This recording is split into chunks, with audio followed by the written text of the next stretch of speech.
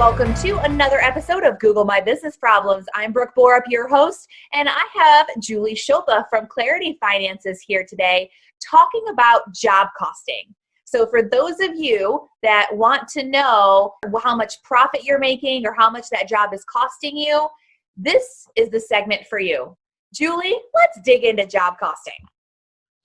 Well, job costing for any industry where there are specific expenses tied to the job, and you want to know, when you're quoting, you want to make sure you're covering those expenses plus making a nice, a decent profit. You need to keep track of those things so that you know whether you're making or losing money on a job. And QuickBooks definitely has a way, there's a couple different ways and different levels of complexity that you can track that information so that you can have like a mini profit and loss for each job or customer that you work with, so that you know. There's just nothing worse than like working really hard and losing money. Like you're basically paying to do work, and that's not why we're in business, and certainly not sustainable. Absolutely.